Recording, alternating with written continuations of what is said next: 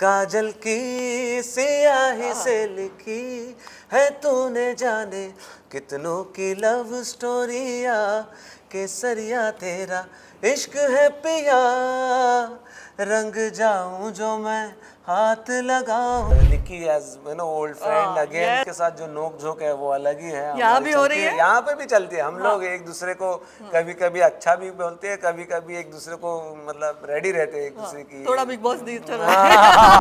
भाई चैलेंज कौन सा भी हो वहाँ पे हमारे अभिजीत सावंत तो हमें दिखाई ही देंगे।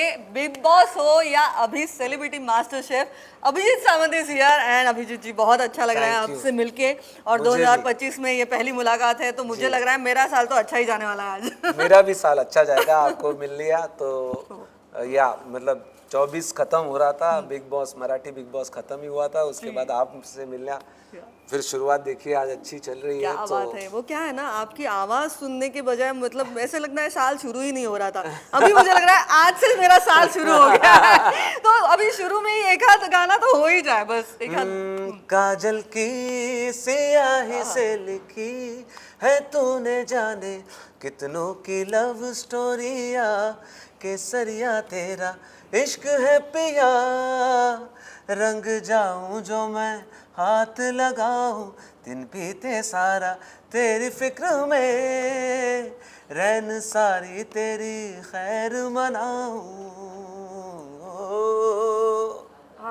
ऐसे मतलब दिल को सुकून पाने वाली जो चीज़ होती है वो ये है। क्या बात है। और अभिजीत ऑफ कोर्स मतलब सेलिब्रिटी मास्टर शेफ में जो आपको देखना एक अलग ही सरप्राइज है ऑफ कोर्स, बट मतलब मैं यही सोच रही हूँ कि आप मतलब ऐसे चैलेंज पे चैलेंज जो ले रहे हो कि ऐसे सरप्राइज देना ही है क्या आपको, मतलब क्या डिसाइड किया है आपने? मैं एक्चुअली मेरे साथ ना ये अभी 20 साल हो गया मुझे इंडस्ट्री में, बट मेरे साथ ये बहुत अच्छी चीज़ हुई है।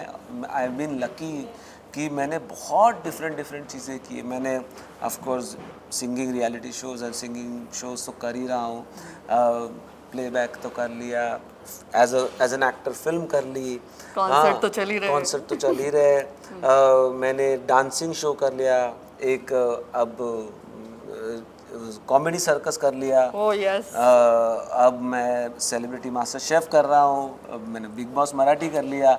तो अब की पूरी जर्नी में मैं ये कह सकता हूँ कि एक कंप्लीट परिपूर्ण आर्टिस्ट होता है ना, उसको देखना हो तो मुझे देख लो। क्या बात है। और बहुत अच्छा लग रहा है, जैसे मतलब हमने बिग बॉस में भी आपकी थोड़ा मिमिक्री वगैरह वो सब देखा था, तो यहाँ पे भी वो कुछ होने वाला है। क्या चल रहा है, मजा मस्ती कैसे आ रही है, सेट पे क्या हो रहा है?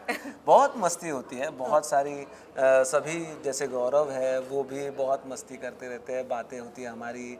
और Nikki as you know old friend again, तो उसके साथ हो गया आपका, रीयूनियन हो गया, उसके साथ जो नोक झोंक है वो अलग ही है। यहाँ भी हो रही है, यहाँ पे भी चलती है। हम लोग एक दूसरे को कभी कभी अच्छा भी बोलते हैं, कभी कभी एक दूसरे को मतलब रेडी रहते हैं एक दूसरे की। थोड़ा बिग बॉस दी चल रहा है। बिग बॉस का फ्लेवर सब जगह मिलेगा आपको, डोंट वरी। ओके। और फारा मैम भी है, रणवीर जी है, विकास जी है, तो उनके साथ क्या सीखने को मिल रहा है? और फारा मैम ने मतलब क्या, वो तो आपको वैसे भी वो आपकी फेवरेट है, वो कैसे चल रहा है वहाँ पे? फारा मैम के साथ हमेशा ही एक अच्छा रिलेशन रहा है। मतलब मेरे करियर की शुरुआत ही फारा मैम थी सामने एज अ जज इंडियन आइडल में, तो वहाँ से हुई। तो रिलेशन जो है वो तब से चलते आ रहा है। और आज भी जब मैंने डांस शो किया था नच बलिए, तभी भी फारा मैम जज थी। तो हमेशा ही वो मेरे लिए बहुत लकी है। मुझे लगता है कि मेरे लिए एक लकी चार्म भी है और एक इंस्पिरेशन भी है। आज भी वो वैसे ही दिख रही है जैसे उस वक्त दिखती थी, और आज मुझे भी ऐसा फील होता है। लोग भी बोलते हैं कि मैं भी वैसे दिखता हूँ, तो वो तो है। तो अपनी तारीफ मैया मिट्ठू हो गया, बट ठीक है। कभी पर फारा मैम से वो मतलब वो प्यार अभी भी है, वो उतना ही आपको आपसे मतलब लाइक प्यार करती है, वो कैसे मतलब वो सपोर्ट करती है, कैसा है वो रिलेशन? एक थोड़ा सा फैमिली जैसी एक फीलिंग होती है, बॉन्डिंग है। क्योंकि इतने साल गुजर गए, अब मैं भी उनको थोड़ा बहुत पहचानने लगा हूँ। तो वो बहुत अच्छा रिलेशन है, अलग रिलेशन है, not the regular hi hello या नॉट द रेगुलर वन। हमेशा होते हैं कि जब बड़े सेलिब्रिटीज़ हमें मिलते हैं तो वो एक सलीके से बिहेव करते हैं, नॉर्मली रहते हैं। लेकिन फराह मैम के साथ हम लोग मजाक मस्ती बहुत कभी कभी फटकार भी देती है, तानेबाजी भी होती है, कभी कभी चिल्ला भी देती है, तो और कभी ऐसा बुरा नहीं लगता है। फैमिली मेंबर जब आपको कुछ बोलता है तो किस तरह से की फीलिंग होती है, उसी तरह से एक उनके साथ अच्छा रिलेशन है मेरा। क्या बात है। और यहाँ पे क्या कुछ सीख रहे हो आप? मतलब हमने देखा था वहाँ भी आप खाना बना रहे थे, लेकिन यहाँ पे बहुत कुछ लर्निंग हो रहा होगा। इंडेमॉल शाइन का ये जो एक डिफरेंट प्रोजेक्ट है, तो कैसे चल रहा है यहाँ पे, कितना कुछ सीख रहे हो अब? क्या इंडेमॉल शाइन के साथ एक जो रिलेशन बन गया है मराठी बिग बॉस के बाद, अब वो कंटिन्यू हो रहा है। सेलिब्रिटी मास्टर शेफ कर रहा हूँ, और मैंने कभी नहीं सोचा था कि मैं कोई ऐसे कुकरी वाला शो कर पाऊँगा या कर भी लूँगा। कभी इमेजिन भी नहीं किया था, थॉट भी नहीं था कि मैं कर पाऊँगा या हो सकता है मेरे से।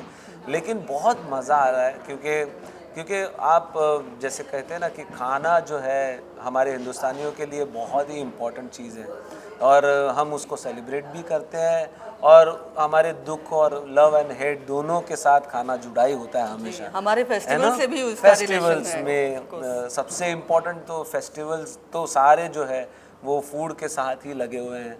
तो वो जो एक भावना थी अंदर, वो एक बहुत अच्छे से हम प्रेजेंट कर पा रहे हैं यहाँ पर।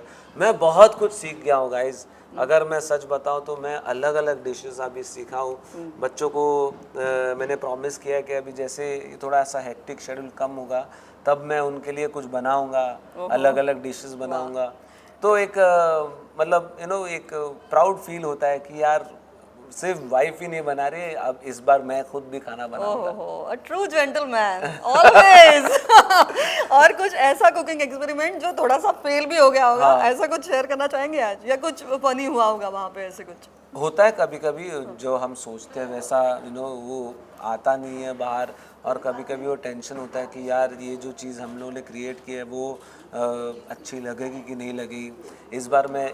इसी बार मैं बहुत बड़ा एक एक्सपेरिमेंट कर रहा हूँ, जिसमें एक्चुअली जो स्वीट चीज़ें हैं उनके साथ मैं सेवरी बना रहा हूँ। तो I will not tell the complete story, but आप देखना ये एपिसोड बहुत ही कमाल का एपिसोड होने वाला है, क्योंकि मीठा आप कैसे नमकीन बना सकते हो, ये एक अलग अभी देखना है कि रिजल्ट क्या मिलेगा मुझे। मतलब कुछ अलग ही सरप्राइजेस है।